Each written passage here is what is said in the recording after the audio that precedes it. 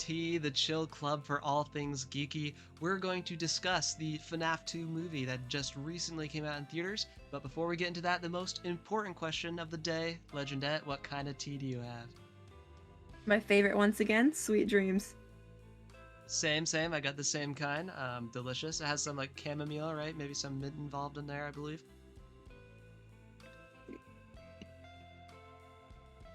Okay, I thought you were gonna respond to that. Oh, sorry. I like it. You're just like, yep. You didn't even say yes. You were just like I thought you radio silence, just trying to make conversation out of tea.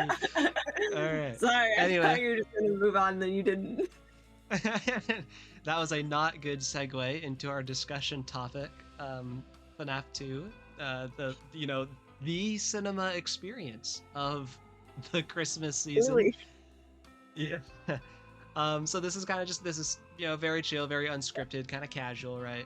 Kind of our review over it. It's going to be very subjective, obviously. So yell at us in the comments whenever you disagree with anything we say. We love to hear it. But basically, we're just kind of give a general overview, give some of our positives, some of our negatives, perhaps our thoughts, like out of theater reactions, and maybe what we're expecting to see from the future. So yeah, Legendet, I'll give the floor to you. Just general thoughts on the movie, like out of theater reaction. How are you feeling? What were you thinking of it? Loved the opening. It started, and I was like, okay, this is gonna be good. It got kind of random, and it felt like they just kind of took a bunch of random lore that has been said and jumbled it into one thing. And then I was just like, well, it's entertaining. Okay, I feel you. I feel you. What you just said right there online, I stay away from a lot of like comments online reviewing stuff because I hate reading negative things about something I liked or feeling like I don't like something that I should. And comments are so blunt. What I would do is watch more like YouTube video reviews because those people are much more like I guess fun to consume in the way they articulate things. That being said, I haven't gone review hunting or anything. I've just heard a couple of some YouTubers I watch say some things about it. And what you said right there doesn't seem like an unpopular opinion at all. Like it's an entertaining time, but not necessarily a good film. You know what I'm saying? But yeah, it's I've heard time and again. A lot of people say this about the first one, but it's even to a bigger extent about the second one. Is that it's for the fans. Like if you're not a fan of this franchise and you're expecting just to watch a horror movie, albeit a PG-13 horror movie, so I don't know how much expectations you would have going to a PG-13 horror movie, but regardless, if you're not a fan, you walk into it, the first one I could see why you didn't like very much, but also I felt like it had some merit on its own. This one, genuinely, I totally get the consensus or semi-consensus that if you're not a fan and you walk into this, it's just harder to enjoy. I feel like that's just the format of this film in general. Yeah, because a lot of it was just like referencing what only fans would know, I feel like. So if you just went... Only fans would know? Yes, Who? yes. That's what I meant. Anyways, a lot of it I feel like would just be like, what is this? That's so random. You know what I mean? For me, I was very hyped for this. Ever since the first one ended, like I knew it was going to be like a trilogy and everything. And I guess when you have time to be hyped, and it is good to have time to be hyped, but when you do, you create a lot of these expectations that come from nowhere, or almost like a wish list of things you want to see that don't have really any backing. Like you sort of divine it into thin air. Things that should happen in the movie, things that you want to see in the movie. So I do that a lot with the series that we watch. That we watch animes. They come out weekly, right? Like we're watching several right now, and I'll dream up all these like things I want to have happen, and when they don't, I almost feel disappointed or like there's a missed opportunity. But none of that was promised ever. It was all just basically fan fiction I was writing ahead of time, trying to theorize and speculate. And then when it doesn't happen or doesn't happen the way I wanted and the quality I wanted, it feels like kind of a letdown. And with FNAF 2, I had plenty of time to, wonder what was going to happen in between the first movie and this movie. And there were so many different directions with like the trailers and the teasers they were dropping that I thought it could go, that it ended up not going there. That I was happier with things I was imagining happening than the things that actually happened. And while I think from more like, I don't know what you'd call like a cinematography perspective, it certainly has its problems, but an element too that made me feel sort of like, because we'll get into the meat of the reviews soon, but like I felt a little jarred walking away from the theater, not expecting to dislike it as much as I did. That sounds Yeah. really mean, but walking out, you're almost in denial. Like for me anyway, I'm like, man, I like it didn't click in just how much I personally didn't enjoy the actual movie until I had time to process it. Um, all that being said, I think the best way to approach this, since we are just kind of tackling the movie here without any sort of script or anything, we just move into some positives and negatives. So I feel like the negatives is going to be a lot longer to talk about. No offense to the movie. So usually, right, bad news first. But in this case, I feel like we should hit up the positives. So, Legendet, what are some things that you loved about this movie? Like I mentioned before, the opening, that was so good. Like, Hmm. it was creepy, like the right amount of creepy. Like you saw Springtrap just like, hey kid, come on in. Like, and then when she fell into the puppet's arms, like that was all so good. Yes. And then you stop. And then you stop after mentioning the intro. Anything else? Um, Anything else I'm throughout the thinking. film? Throughout the film. I'm thinking. I'll Um, let you cook. okay, so I have this is kind of a positive and negative Oh boy. It's a because I double-edged like sword. I liked the idea, but I didn't like the follow through, I guess. Execution. Yeah, the execution. Yeah. So when they had the OG animatronics come to help them, Oh. I liked where they started with that. I was like, oh yay! But then they just made it so like each one had like 10 seconds of like, oh, and it was the same thing every time. I was Yeah, I know like, exactly oh, what you're saying. superhero stance. Like, okay. Yeah. Yeah, the Five Nights at Freddy's Avengers. So yeah, I liked the idea because at first I was like, oh yeah, that's so cool. They're gonna come save him. But then they just Yeah. collapsed all of a sudden. I was like, oh, all right, Yeah, bye guys. things are just yeah, well, things are just happening. It was like a popcorn at one point. I was just like you're just sitting there like, whoa, okay, this is the film. Okay. Um, yeah, I guess any like yeah, so you mentioned some moments, you like obviously that one was a double-edged sword. Is there any like, I don't know, maybe like concepts, themes, narrative elements that you enjoyed to the film? Oh, I liked the nightmares, like Oh, the yep. nightmare shad. That was Yep. good. I didn't say this yet, but Circus Baby being in the nightmare really was confusing on Oh where my they were gosh, that's that. Like, yeah. No, there's a okay. I will say this is a positive for the movie, I suppose, is there is debatable lore, like actually in it now. And it's separate enough from the games that you can almost consider movie Yeah. debating almost its own thing. Um yeah, anyway, I'll talk more about the movie's lore later on, but yeah, that is confusing. I haven't like deep dived the Easter egg hunts or the details or anything, you know. I'm sure I'll be watching like a 3-hour T Dreads live stream when his 14 squad pulls up to you know watch that or any other big YouTubers I follow. But yeah, and I know one thing, and I know you told me this off camera, the music motifs and stuff. Yes. Yeah, That was the best part, honestly. The whole yeah, thing. That yeah. was so good. So I guess I'll launch into my positives list here. Yeah, obviously the musical motifs. Uh, Paired with that, the opening to the movie, right? Because you mentioned, you know, I don't need to reiterate it all the time. The whole Charlotte opening, with the mystery of like he's luring the kid. What's he doing with it? The kid's not dead yet. What's he gonna do? You know, Charlotte saves him. Like it displays Charlie's like in the games. It almost feels like Charlie's like the more of the savior spirit, right, to the other, like a shepherd to the other souls. Um, and obviously the movie went off the rails. We'll talk about that. But at the beginning, right when she's a human, she's trying to save that kid, and she gets stabbed. Obviously PG-13. We don't see the stabbing, but we see the results of the stabbing. And she falls in the puppet. How the puppet cradles her, arising from the thing on the stage, and everyone's looking on. That felt like this timeline's Bite of 83 to me. Yeah. And I'll tell you a few reasons for that. They said that was the original location, right? They are saying that.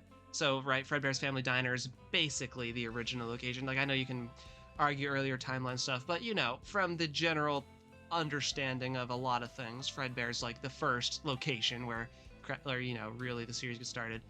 And Crying Child dies there, and it's a public accident. Charlotte dies there. While it was murder, it appears as an accident in the papers, and you know, it is sold as one. Some narrative parallels there. So I feel like there's no way the crying child gets introduced in the movies at this point. I said to her, and I'll make a pact on camera, I'll stand up and start twerking in the movie theater if they have the guts to introduce crying child, because I really don't think they will. I really hope they do now. And they next the opening movie, we sit down, the Blumhouse thing comes up immediately. You just hear, I'm like, oh no. They flip screen, you see a plush like talking to a kid. I'll be like, ah. But anyway, that's the deal. But I'm extra confident now because I feel like that is sort of this version's, you know, Bite of 83, big bite. Yeah.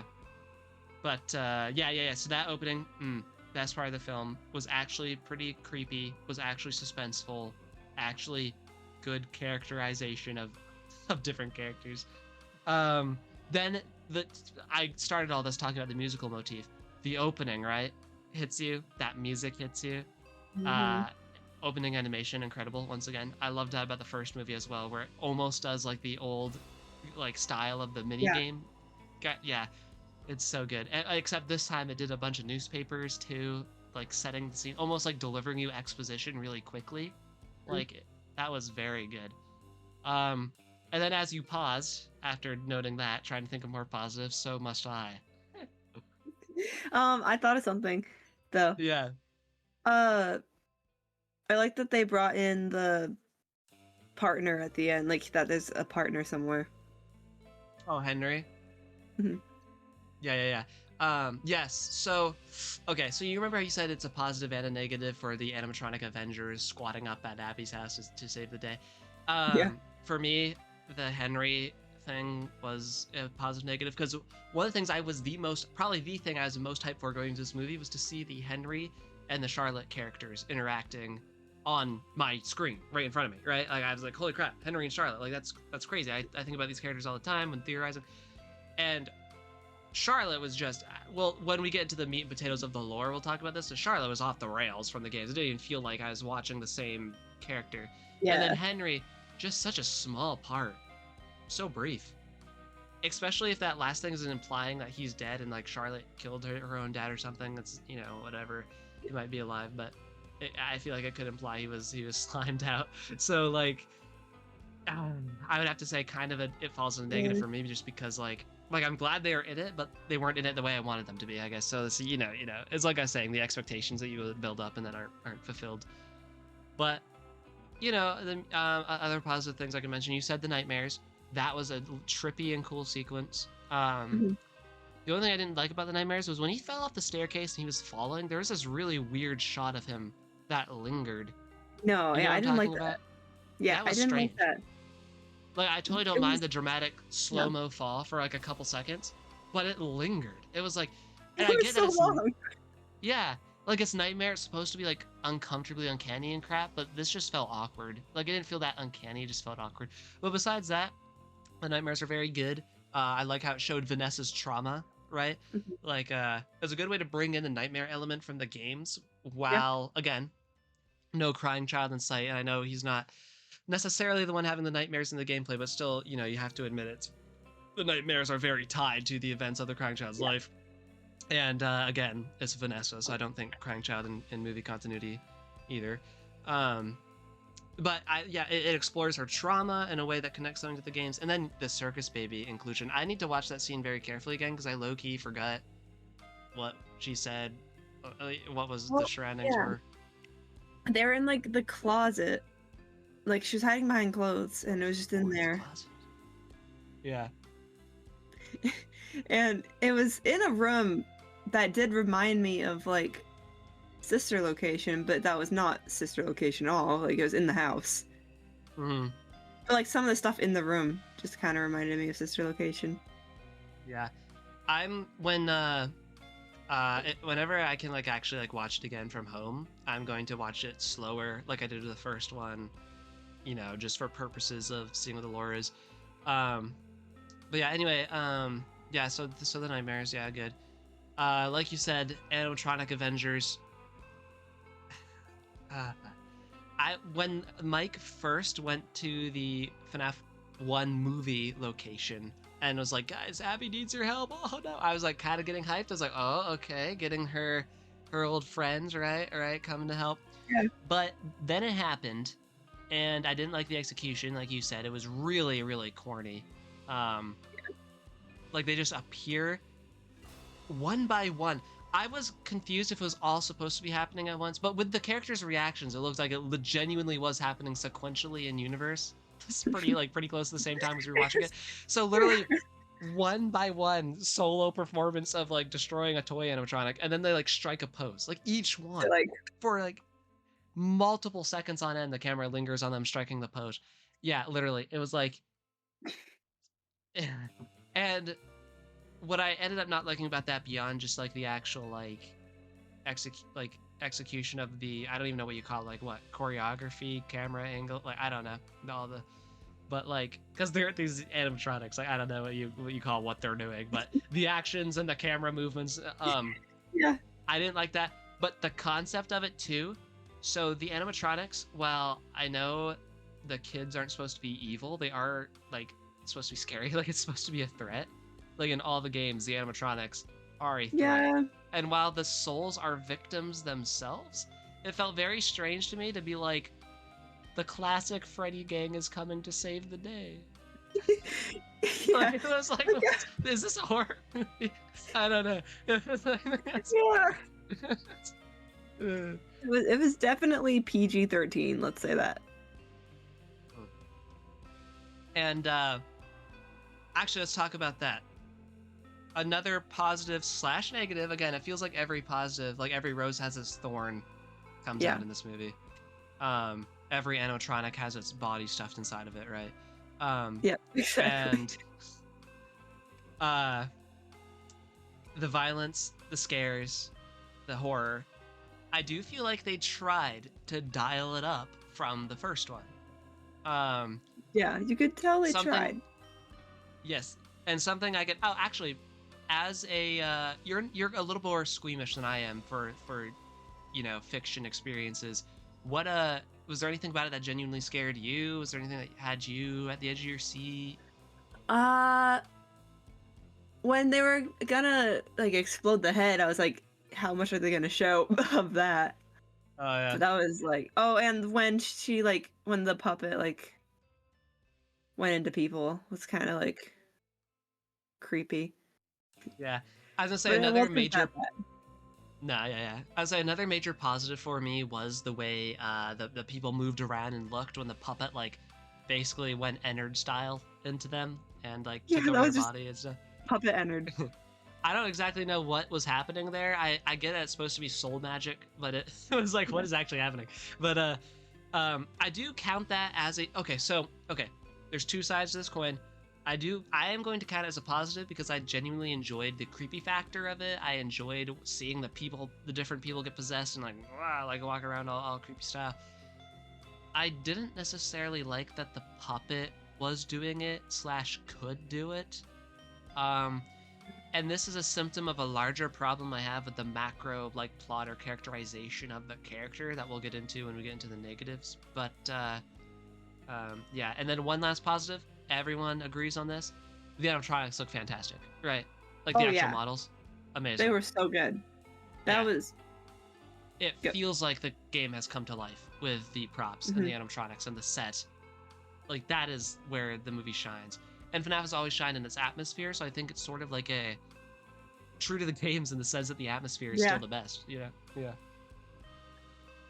But all good things come to an end. And in FNAF 2's case, I think we both agree they come to an end pretty quickly. So, Legendet, I must hand the floor to you. Get on that stage. What were the negatives for you about FNAF 2? Okay.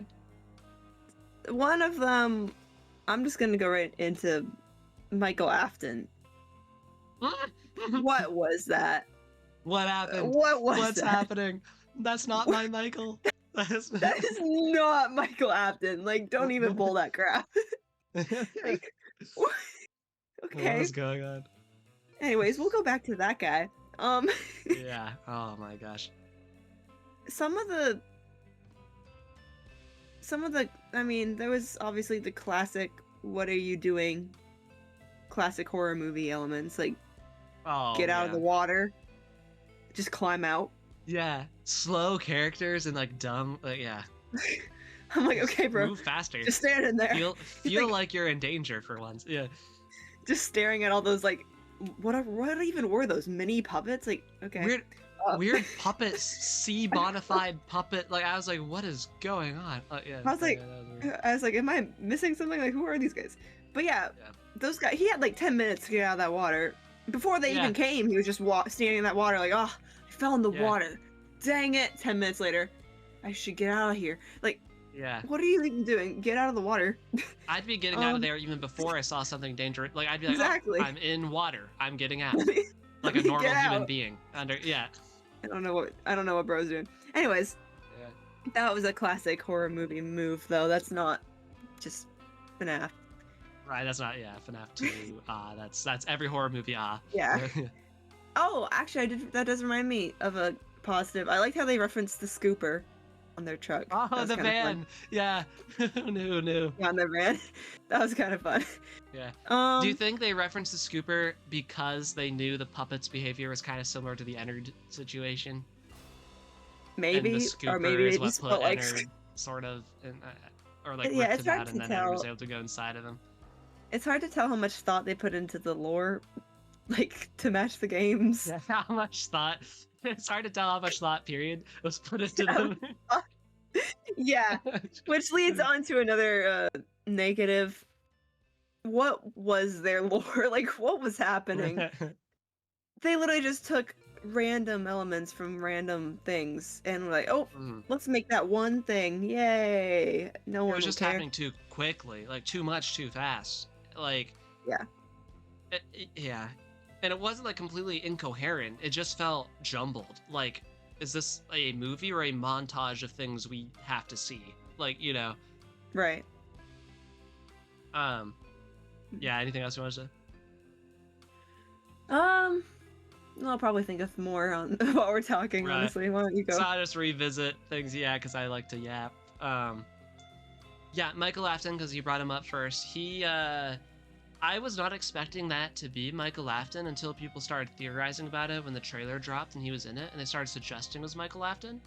And I didn't necessarily believe the theory. I was like, there's no way, because we have Mike Schmidt. It makes sense. I thought it makes sense. I genuinely believed it would be more likely that Mike Schmidt would be revealed to somehow be Mike Afton than it was that we'd have a separate Michael Afton character. But here he is. And, okay, so characters are already vastly different from the way they're on the games. I am done trying to figure out that the movies are going to be parallels to the games accurately. Yeah.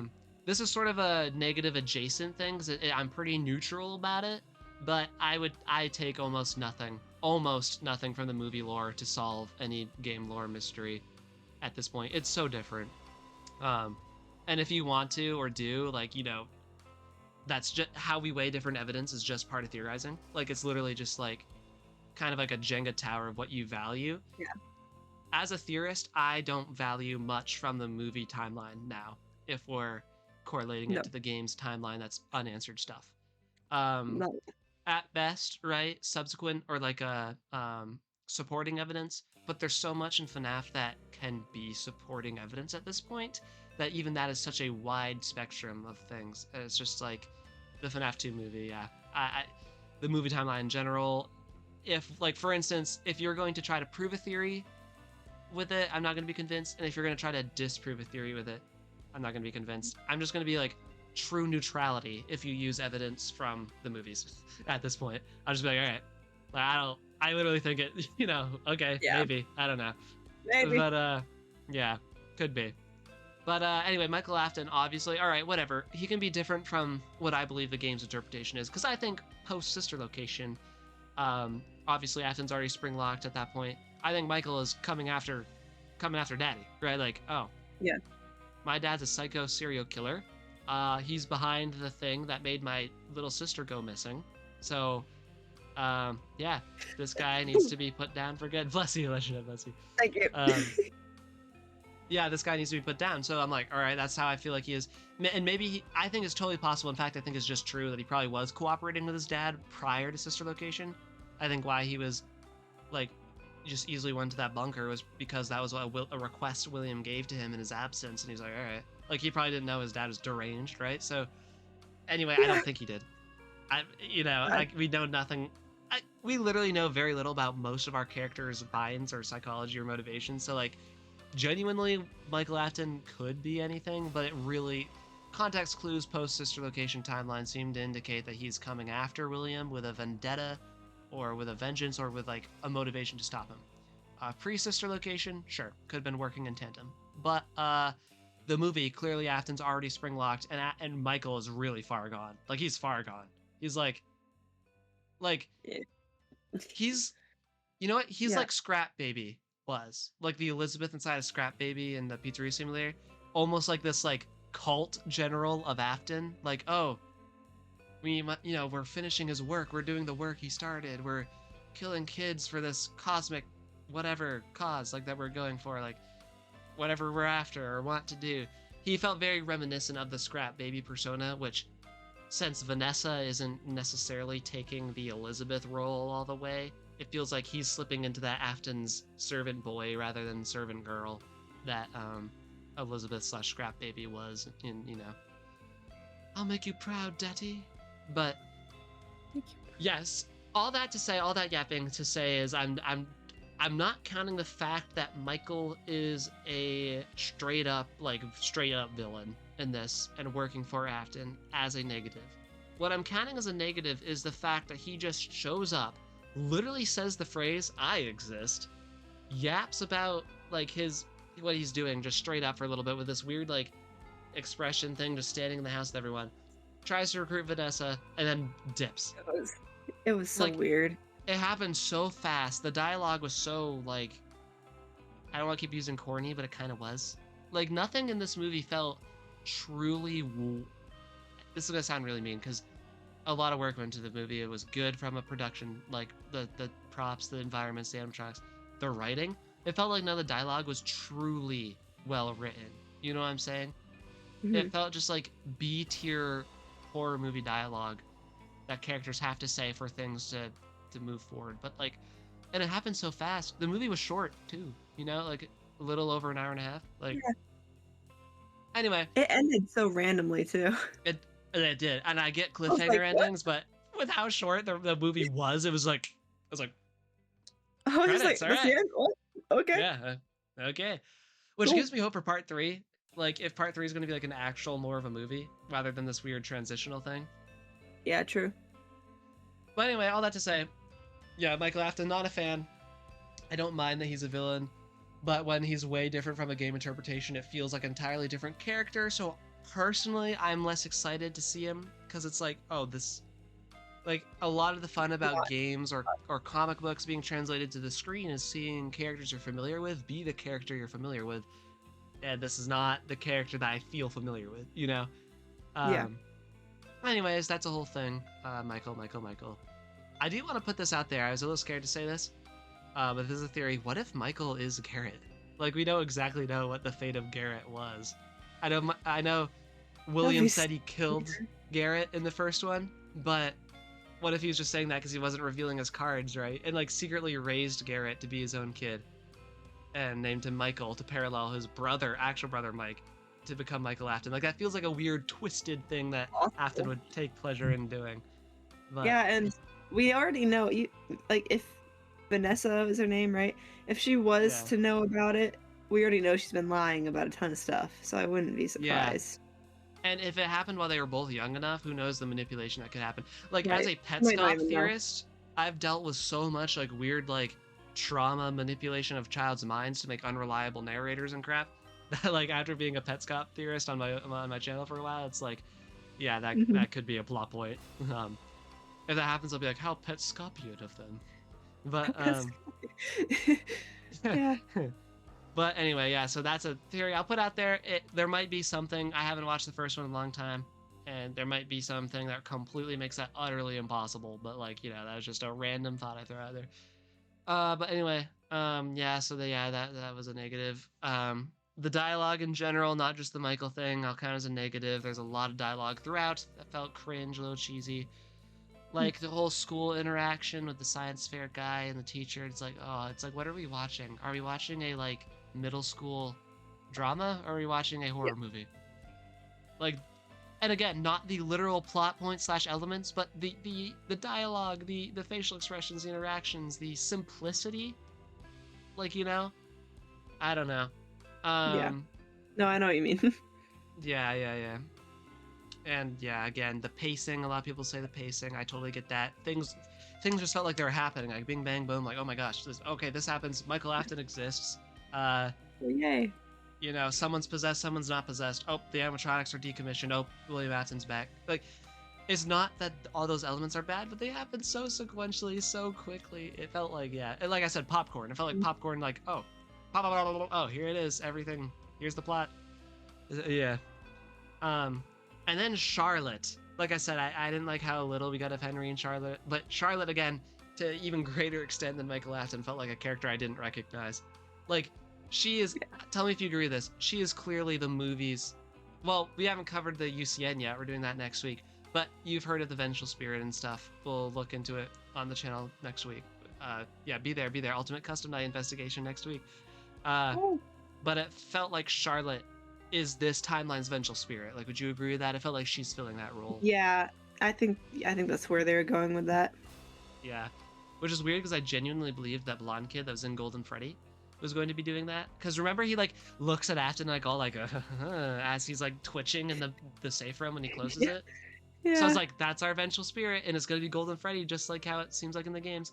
But now it feels like Charlotte / the puppet is taking the role of Vengeful Spirit, which is completely opposite. Because again, the puppet's like this.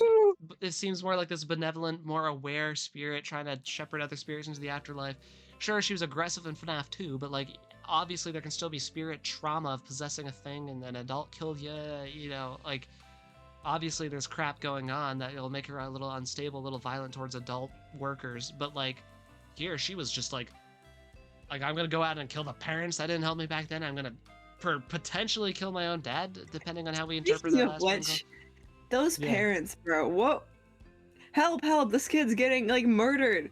Not right now, kid. Like, what? All of that?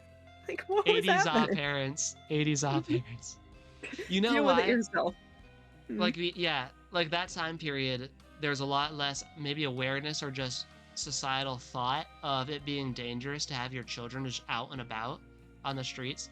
So subsequently, a lot of bad things happened to wandering children, and then as a result of that, a lot of horror stories about bad things happening to children started cropping up, right? So you can kind of follow this through line of how certain horror tropes originated, especially with all the a lot of horror movies like that became classics were coming out in the 80s and 90s, that you can kind of see that in it. But like the classic Stranger Things, they're out on their bikes, then someone gets taken by a Demogorgon, right? Like that kind of thing. Except in real life, it's people people kidnappers, woo! Like Willie Afton. But yeah, just like William. L parents, like freaking out, saying someone like a kid is in danger. Like, you wouldn't want to at least see what's up with that. Like, and they were super dismissive. They were like, I am not even entertaining. Just the fact that you can speak irritates me, little girl. I know. Like, bro, it's not that deep. Just go see like what she wants. Yeah. And I get that it's sort of supposed to reflect the fact that the 3 bullies locked her out of the establishment in the games, and that's why she got killed. So it's like someone let her down, someone was rejecting her, and that's what led to her death. But it was such a different scenario with the people that should know better, Yeah. Like, and again, the execution of it, like the dialogue and the actions, like it felt like everything felt like, from the acting to the script to the dialogue, it felt so B tier. Like everything felt B tier, It was, yeah. I don't know what happened there. The first one was honestly pretty good. Yeah.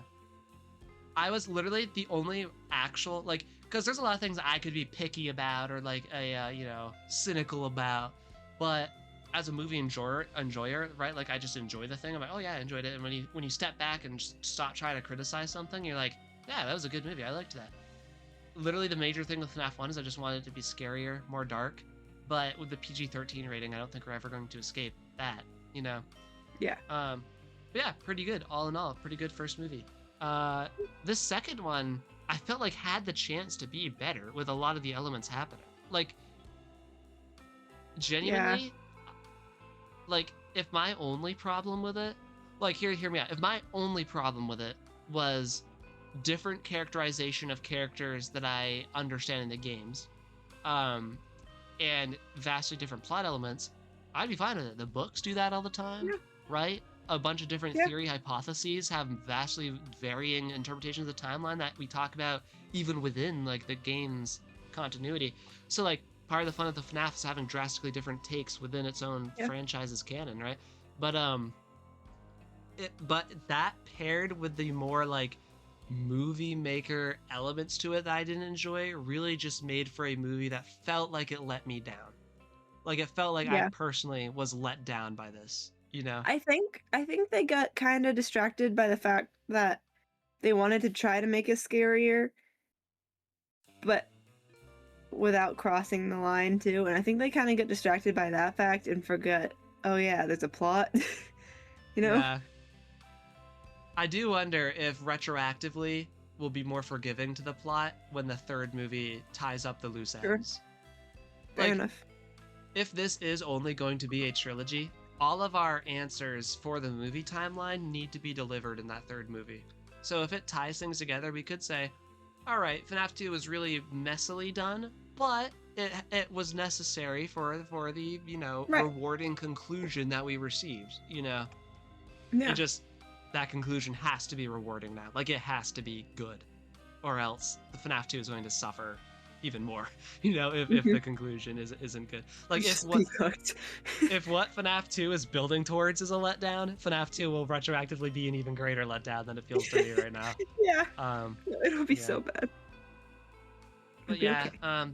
like the end credit scene, I thought was pretty funny, pretty good. Well, not funny, but like like phone dude or the persons who represent that company coming to find Springtrap, and he says the That famous was line, good. "We found one, a real one," right? Like how he says in the recording in the game. So the references were good, right? Like you catch all the little references sprinkled in. You have a good time Easter Yeah. egg hunting, I'm sure. Yeah. So yeah, I feel like that's kind of positives and negatives. The last thing would be sort of the story implications, the lore. So first of all, cover the lore of the film timeline, and then how you think, if anything, it relates to the game timeline. So Legendet, what do you think? I think the only things that actually match are the fact that he had Henry as a partner Yeah, and the fact that she was the puppet. yeah, Charlotte. That's pretty much the only things that really match. Yeah. Um. Yeah. Where do you think it's going? Like, if you had to predict some stuff happening in FNAF 3, where do you think, like, just for movie timeline games aside, what do you think of the movie lore? It's a good question. Hmm.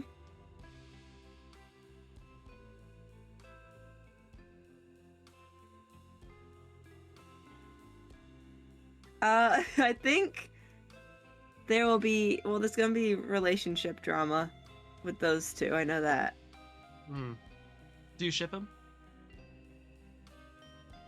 I don't not ship them, but like Yeah. I'm not like, oh, I really can't wait for them to get together, you know? Baku and Araka.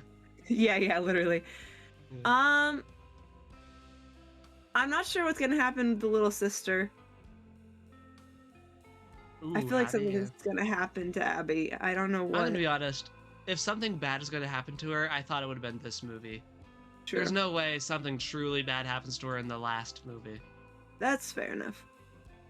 Um, although Vanessa might die. I could see that. She might die. being like, sorry, I lied to you about all this crap, and then die with her Yeah. dad Well, or like how Michael something. Afton sacrificed himself sort of in the games in that final fire. She could have that Mhm. role. Yeah, Especially if she'll probably Henry's do.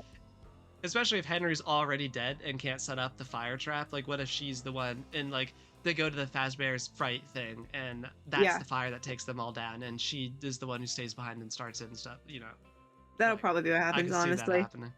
Yeah. I think Springtrap, like William Afton, he's gonna be a bigger role in the third one. I think we're gonna I'm hyped learn. for that. Yeah, I think we're gonna learn more about his movie motivations. Yes, I hope so. If William Afton has like unclear motivations in every timeline, like, yeah. That would be so annoying. Because you But yeah, brought this up to me, what was he doing with that kid? Like he wasn't killing the yes, kid was unconscious at the thank you. beginning. Yeah, The kid was just laying there, and then she brought him out, and the kid was just fine. and he's But he like was like fine. washing his hands as if he just Like he was murdered him. right. You would think he's cleaning blood off a weapon or himself, but no, he wasn't. So it feels like he's like preparing something. Like I was wondering if So he was like, going what to was he spring doing? lock the kid, like for spring lock experimentation. Like I don't I know. don't know. But I I don't was sitting know. there like, what was he doing with that kid? The kid Why was is the laying kid there. not already dead? Yeah, because he was unconscious. You just slit his throat, right? Like not to be Yeah, graphic, but if you're trying to kill someone, you knock him just out. do it. He's already incapacitated. Why didn't he just kill him right then and there? It would have been like 2 more seconds of your time. Like I don't know. So It was yeah, it so feels weird. like something fishy was going on there. I don't know what. Yeah. Felt like he was doing something though. Again, spring locking forcefully, maybe. Maybe like I don't know if he is trying to induce possession, like he could Maybe. be trying weird different things, and then he realizes just once they're dead, you shove their bodies in the animatronic, and then they get Simple. possessed. Yeah. Yay. Yeah. Anyway, yeah. Were you saying anything else? I kind of interrupted you. No, that was pretty much it. Yeah. What do you think, without connecting it to the game lore, like if it was just the movies, how do you feel about the movie storyline and the current trajectory it's on, what has happened with the characters? Okay. It's not great, but it's not Yeah. like super bad. It doesn't really It's make much serviceable. sense. Like, yeah. It's yeah, it's okay. It's just eh, Fair enough. entertaining, I guess. That is true. And you know what? When I take my critic hat off, when something's entertaining, I remember it fondly. You know? Yeah. It's like Marvel Yeah. movies. Like a lot of people really criticize the newer modern Marvel movies, and I get why they're worse than the old Marvel movies, but I still have a good time watching them. So I'm like, I'm not gonna complain that much. I go to the theater, I watch me a Marvel movie, and I enjoy myself. Like what? Like I'm not gonna be too Fair enough. negative about it. Like yeah. And with FNAF, it is like over the past few years, I've become like a pretty invested FNAF fan. I'm new in the scheme of things. Like I'm only like a 3-year-old fan, but like in those 3 years, I've gotten very acquainted with the series. So I consider myself a fan now, and so it's like just seeing the characters on a live action movie is like fun. So no matter what, no matter how bad it is, I'm going to have fun with the movie. You know what I'm saying? Mhm.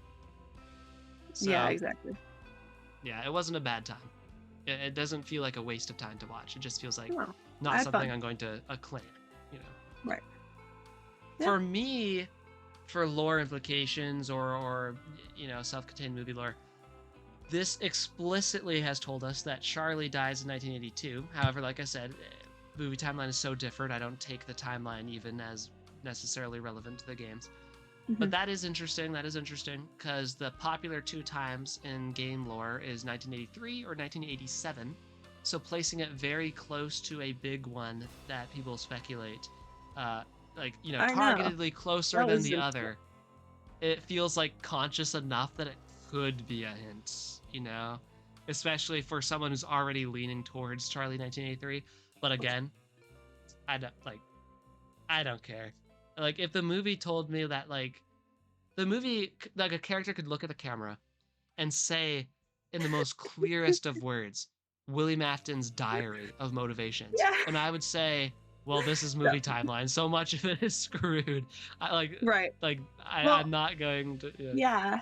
I think in the next movie, I mean, hopefully, I think they're gonna give us like his motivation.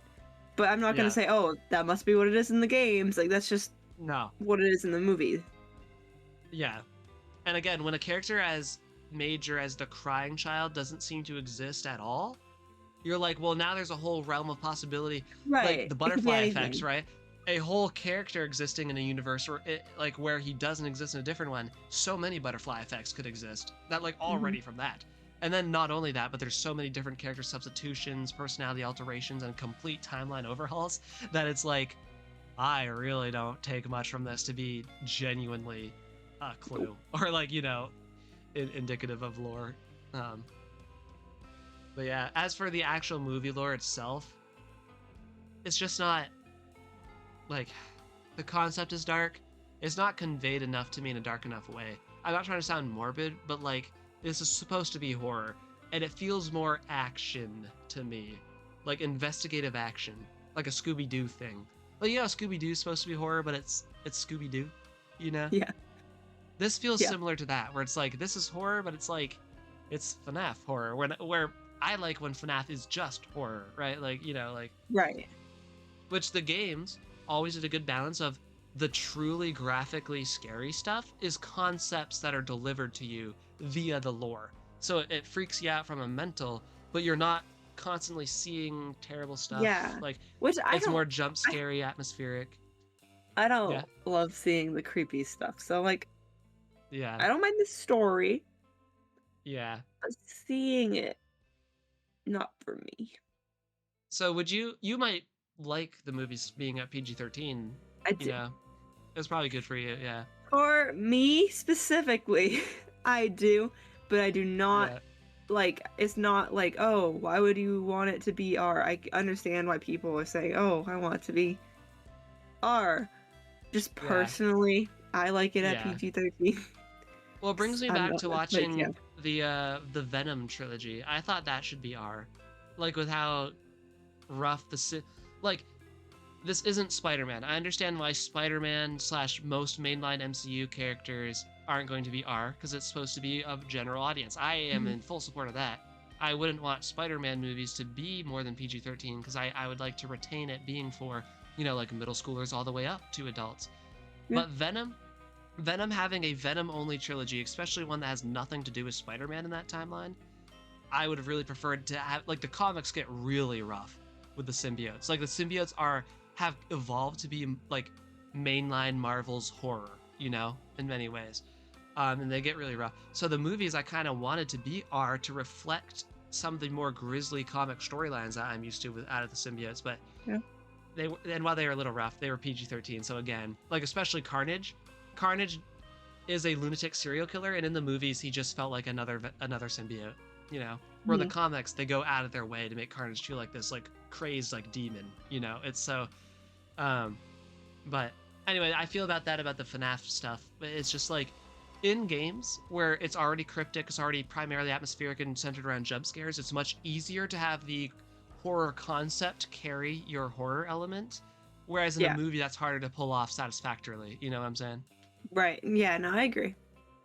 Yeah. Because it's only the visual medium. You're just Mhm. sitting there, it's happening to you. Yeah, You you're don't not really doing feel a part anything. of it. Because game two, you're breaking the fourth wall a bit. Like you're taking the role of a character in universe. Right. Whereas a movie, you're just like the watchers, right? You're just like, Just sitting there. Like, hey yeah, guys, you cannot interfere. Um, let me see what you do. right. And that detachment from it makes you feel inherently safer, which usually means the things that you're seeing need to be scarier. But yeah, um, very interested for the third movie. I think the third movie is supposed to be the last. I don't. I would be. I mean, it's making money, so who knows? Who knows? Maybe the series goes on more than 3 movies. I would, especially with how many times the games we thought were ending. Nothing's impossible. So, Yeah, you never but know with FNAF. you never know. I swear, FNAF is just going to become this comic book situation where it never even attempts to end ever again, and it's just like Honestly. Scott Cawthon. He's like on his deathbed. He's just passing it off to some other writer, and the FNAF lore continues. But yeah. Anyways, yeah, I feel like we're sort of coming to the end of our little discussion here. I think we talked about pretty much the Yeah. stuff that we wanted to and are readily knowledgeable about concerning the movie right now. Please comment any fun things you'd like us to know. I want to watch it again and try to watch some like, Easter egg analysis videos to catch all the little things that I missed along the way. But yeah, it was a fun time. Wasn't necessarily a good movie, and not a whole lot of lore that I can really extrapolate and put into the game, so not a lot for me to say beyond that at the moment. If the third movie could come in clutch with some potentially things, Never right? know. Nothing's impossible, but Never know. no matter what, Legendet, I am hyped for the third movie. So Me too. It'll be fun. something right happened. Thumbs up. But thumbs up. Anyway, guys, next week, the Ultimate Custom Night Investigation. That's going to be fun. Legendet's first real dive into the Vengeful Spirit lore. We also have a couple books. Like, I feel like we need to cover the Twisted Ones and the Fourth Closet for the original novel trilogy. And then I think we need to make our own episode on the log books. I won't include that with the UCN because I feel like with those two book summaries and then UCN is going to be too much. So we'll probably, with all the history the logbook has in the fandom as well, I think it'll be most beneficial to us if we just have a dedicated logbook episode. But be looking out for those. Those are coming up. And until then, keep loving lore, keep drinking tea. We'll see you next time, guys.